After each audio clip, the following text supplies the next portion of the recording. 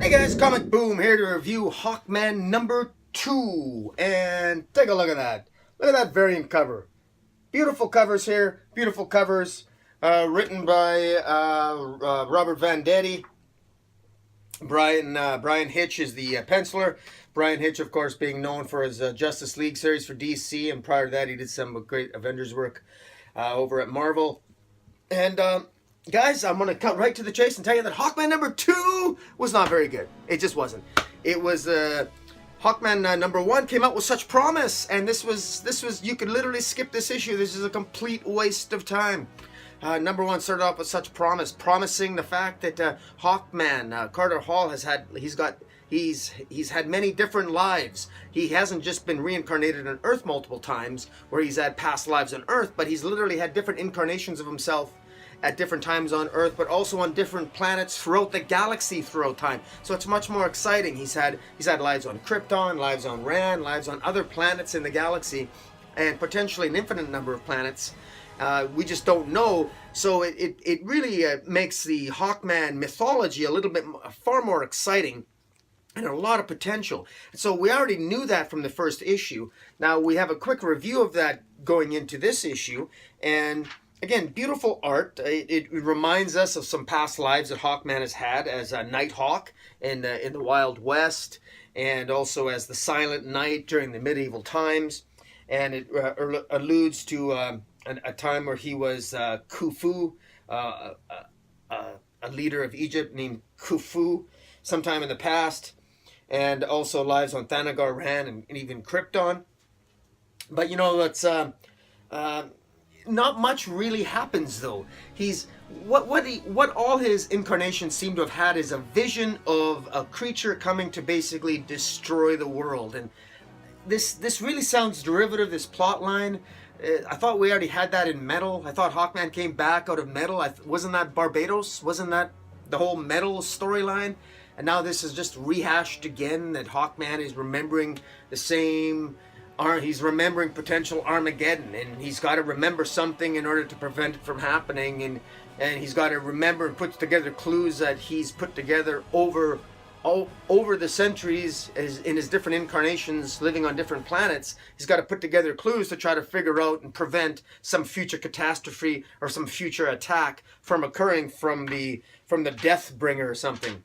Gotta tell you, it sounds a little bit derivative. Sounds like something we already saw in the pages of Metal. Now, it doesn't mean it can't be exciting. It's just that, I guess, I don't know why, but I'm a little bit disappointed. And this whole thing was one glorified fight scene, and it was totally unnecessary. He ends up fighting himself.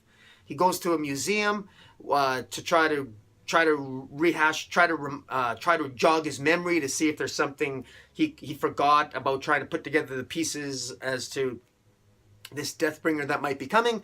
And he ends up somehow being transported into the past and fighting a past incarnation of himself, only to discover that his past self created a map and hid it in a pillar that exists in the present, that is in a museum that he's in anyway. And he gets the map, and it's a map to Dinosaur Island, and we'll be going to Dinosaur Island next issue. Here's my fear. What I'm really hoping is not the case is that we're just going to have issue to issue. We're going to be the first issue was an opener. It was a great opener. It tells us, a little bit about Hawkman we didn't know. And then the second issue takes place in a museum, and then in Egypt, and then back in the museum. The third issue is going to take place on Dinosaur Island. The fourth issue might take place on Krypton, and then on Rann. It's clear that this is probably a narrative device to take Hawkman to different parts of the DC universe, and he's going to put together clues at each individual spot, and then probably at some 12th, 13th, 15th, or 20th issue, this is Venditti. This guy's a decompression master, believe me. His Green Lantern, if you thought those issues dragged on in Green Lantern, I mean, come on. This is my fear. Venditti is he's an okay writer. He's not great. I was really hoping that he would maybe, I don't know, give us a good story in about 3 or 4 issues and resolve something. I don't know if I want this to be dragged on and have this overarching tale where we're gonna prevent some massive disaster from occurring, But I guess if that's going to be the case, that's fine. I don't mean to sound so pessimistic here, but I'm just getting the wrong vibes off this issue. I just am. And I really hope that we're going somewhere quickly, and this isn't going to be one long, dragged out thing from planet to time to planet, and you know, I want Hawkgirl to be in here. Where's Hawkwoman or Hawkgirl? You know, let's get some romance. Let's get some fun here. Let's stop with the darkness, DC. Good Lord, you've depressed the hell out of Superman. Superman's missing his Lois John. Wonder Woman can't access the mascara. She can't access, she's lost her brother. Flash War, the Flashes aren't getting along. Hawkman is a mess. He doesn't even know who he is, and he's going to be floating all over and interacting with past lives for the next how many issues? I don't know. It's just, I